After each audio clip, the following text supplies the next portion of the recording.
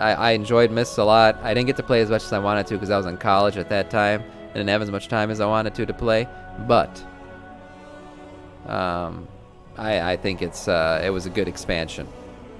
It was a good expansion. So if it's like Dragonflight turns out to be like Mists, we'll see. We'll see. I take it back. Actually, I was an undergrad during Cataclysm. Mists. What was it? What's the order right now? Lich King, then yeah. Okay, maybe I was. Yeah, I just didn't play it as much as I wanted to. I know that. Geez, I had no idea it was that much pain. She doesn't show it at all. Yeah, no, she doesn't. We were in high school. Yeah, that's why I was thinking right now. I was like, maybe it was the senior year transition to college.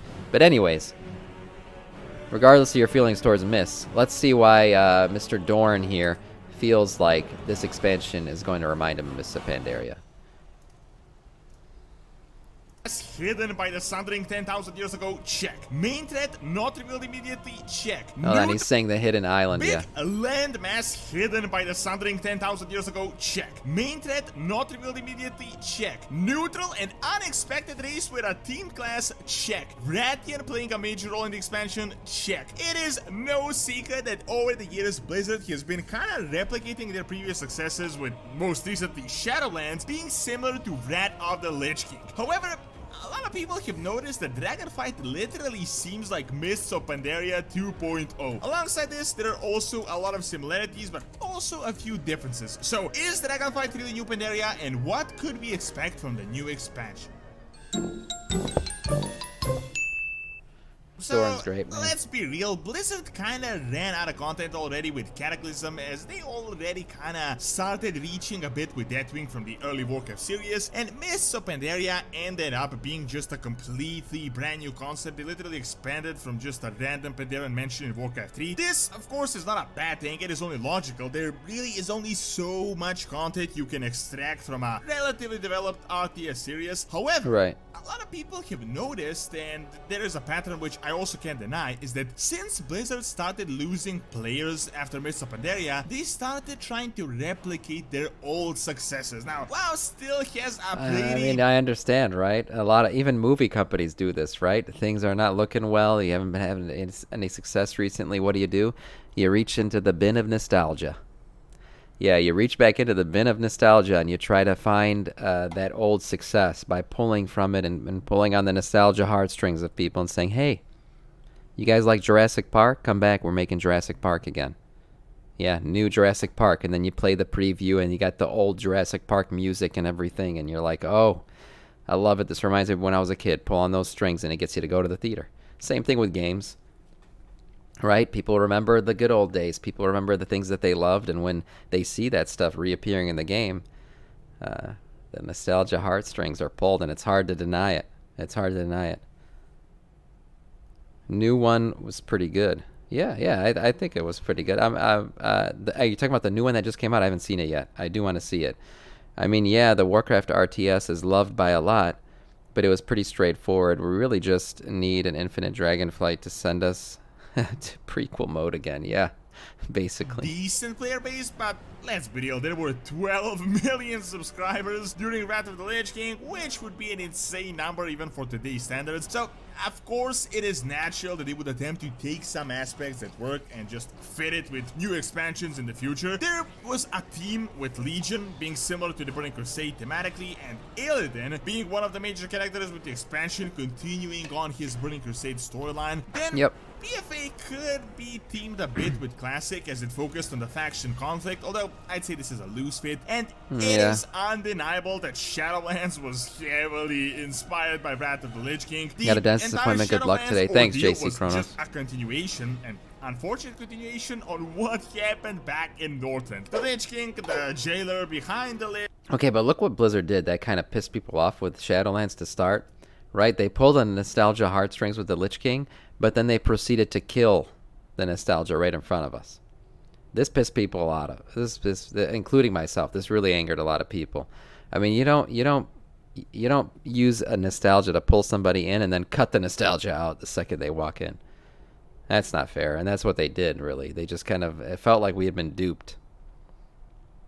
Oh my God, they have rebooted a reboot. Since the writer's strike of 2000, we have been nothing but reboots and reality shows. Yeah, basically. I mean, we have had. I mean, everyone talks about Top Gun right now. I haven't seen it yet. I do want to see it, but that's another example.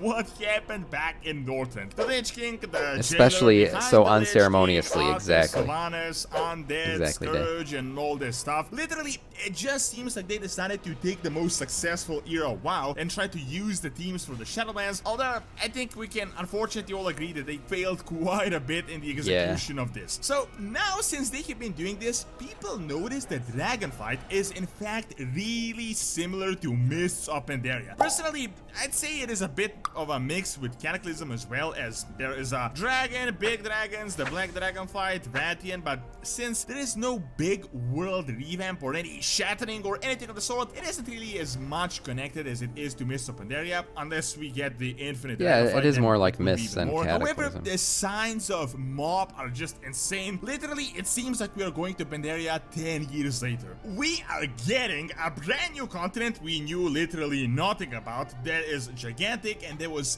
hidden by the sun. Hey, big bluebies. No, we didn't do Raglan yesterday. I didn't stream yesterday.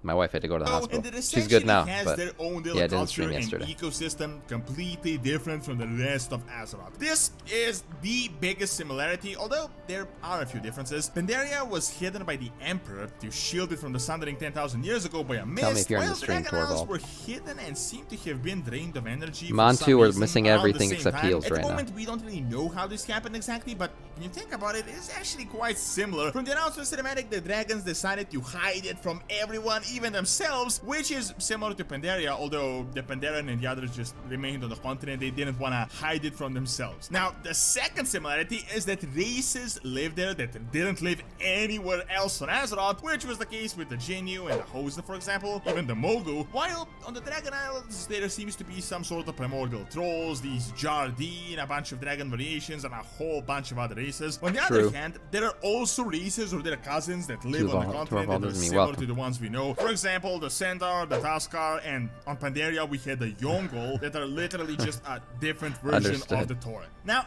aside from a major continent hidden by the Sundering, there are also other big similarities. First, just like in Mists of Pandaria, we're getting a pretty significant the good summary there, Gamer Smooch. Thank you.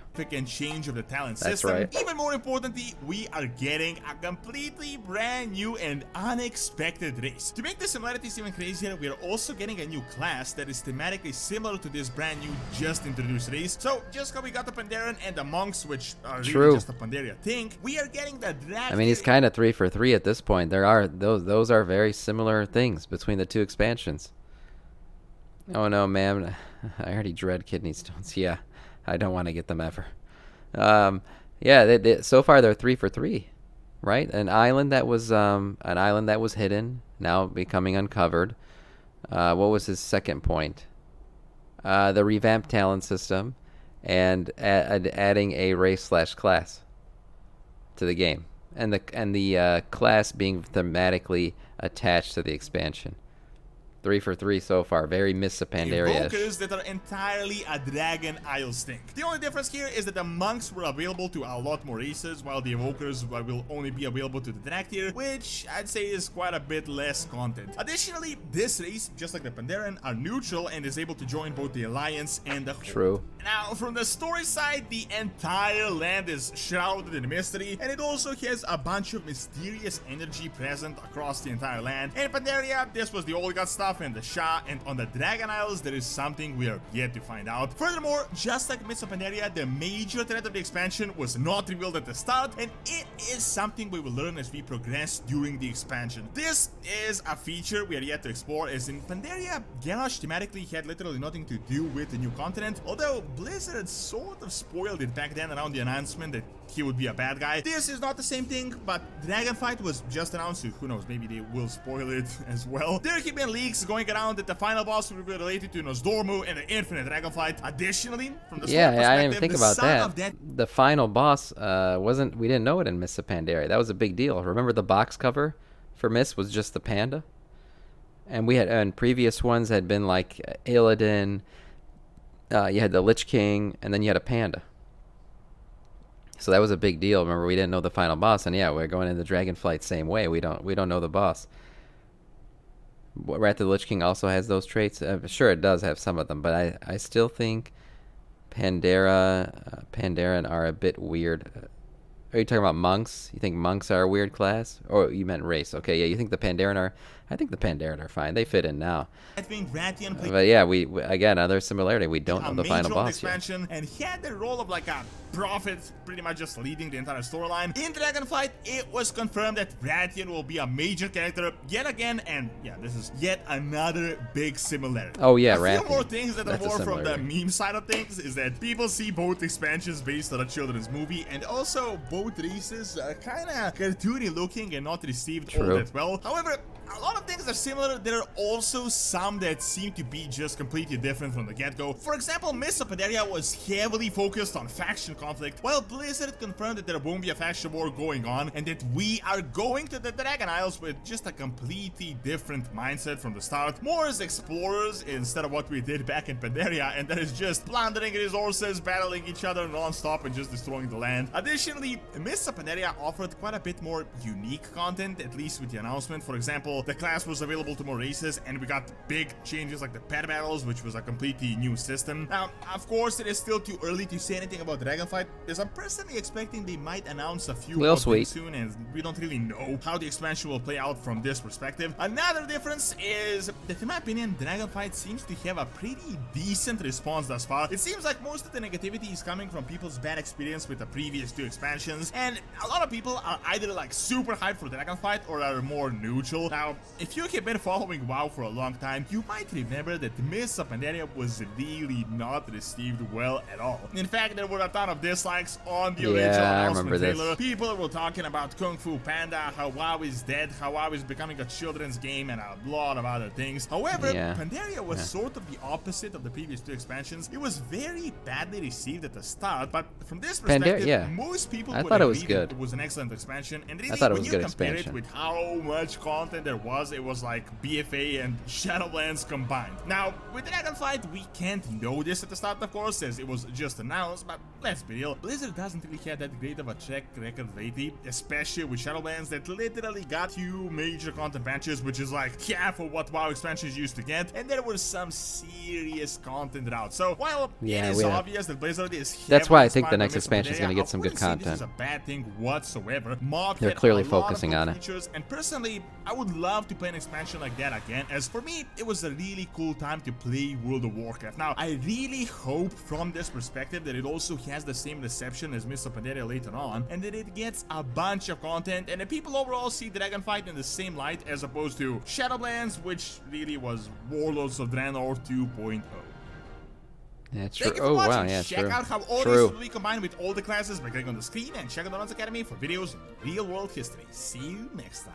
A lot of this is true. I mean, yeah, I totally agree with him on a lot of these talking points. You know, it does seem very Mists of Pandaria-ish. And again, I liked Mists of Pandaria. I really, Day says I really wanted more end tiers like Nyalotha reveal, not advertised on the box and on ads since launch. The bad guy on the cover should be next to last. Final tier should lead into the next expansion. Yeah, I agree.